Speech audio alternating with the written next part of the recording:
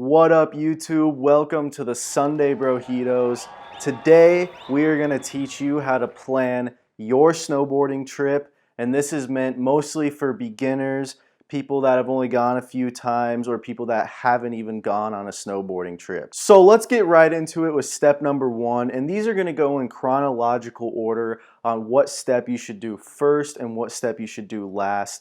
So for the first step, you're going to want to make sure that you either request time off of work or that you delegate enough time to go up there and snowboard. Now typically I would recommend going for at least 2 to 3 days, so maybe a weekend or if you have a few days off during the weekday. And the reason I recommend this is because I believe that you will enjoy it way more than if you just go up for one day. We've done it multiple times, but it's just super exhausting and might as well go for the weekend. Enjoy yourself. All right, guys, so step two is a must. You guys want to make sure you're planning out your budget for these trips, because lift tickets, let alone just your equipment, all that stuff is already going to run you a cool buck. Just want to make sure that not only do you have those covered, but do you have gas covered for the trip there and back? Do you have enough money for food, especially when you're up at the resort, because they charge a lot more at the resort for food than you would going to McDonald's getting McGriddle, which is what we usually do when we go up. So you really want to make sure that your budget is all planned out. Make sure you have some extra cash so you don't blow all your money on the lift ticket and your equipment, or worse comes to worse, you can't make it back home because you don't have enough gas. Okay, step number 3. This one is going to be super important. You're going to want to make sure that you buy your lift ticket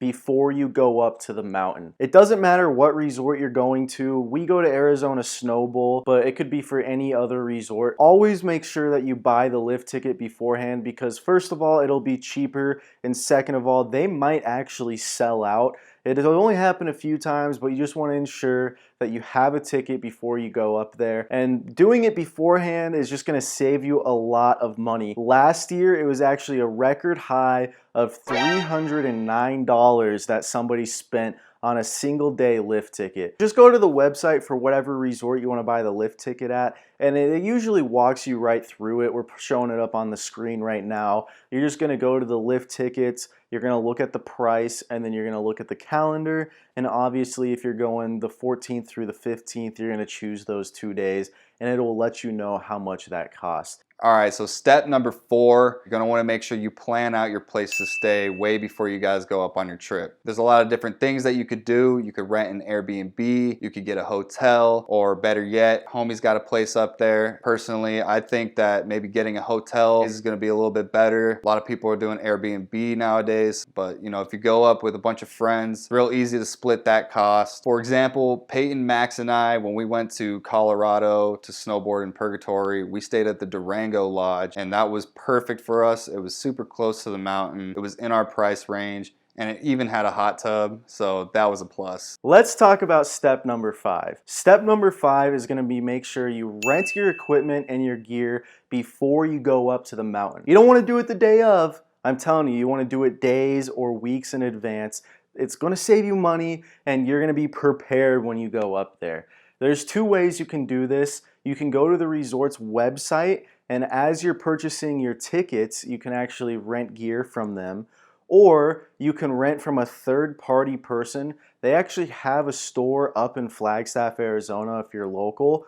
And if not, down here in Phoenix, you can rent from Ski Pro. But just make sure to look up some type of ski/snowboard store, because you will be able to rent gear from them, and it's going to be cheaper, and you're going to have your gear right away. If you rent it from the resort, you're going to have to wait for the line to get down for you to get gear. All right, guys, so step number 6 is going to be crucial for when you guys plan these trips ahead, and it's going to be checking the weather. It's really important that you guys check the weather before you go up, because there could be a lot of different things that could drastically change your trip, such as very heavy snowfall, roads could be blocked with snow that they haven't plowed yet, it could be super windy and it's just really dangerous, or you might not even be able to get up there because the conditions are so bad. And then while you're on the mountain, you're going to want to plan for the temperature that's up there. So if it's super cold out, you're going to want to bring a lot of different layers so you stay warm. And the last thing that's super important with checking the weather is making sure that your resort doesn't have any guidelines for getting up the mountain, such as having all-wheel drive or required chains. So if it's snowing really bad on the mountain, they might ask you, do you have a 4x4 or do you have chains? And that's the only way you can get up on the mountain. So overall, you guys want to make sure you check the weather well before you guys go up on your trip, and even a little bit before you go up on the mountain, just to make sure everything goes smoothly. All right, step 7 is going to be very simplistic, but it's very important because you don't want to forget anything before you go up to the mountain. Make sure you create a checklist and have everything on that checklist ready to go. This is as simple as making a little to-do checklist and checking it off. Gear, make sure you have gas, make sure you check your fluids. Whatever you need to do before you go up to the mountain, make sure you have that checklist. It's gonna keep you in order, and it's gonna prevent you leaving your snowboard gear behind. When you're up on the mountain, you're gonna be looking in the back seat like, ah, shit, I forgot my snowboard. So we're getting down to the last few steps on how to plan your snowboarding trip.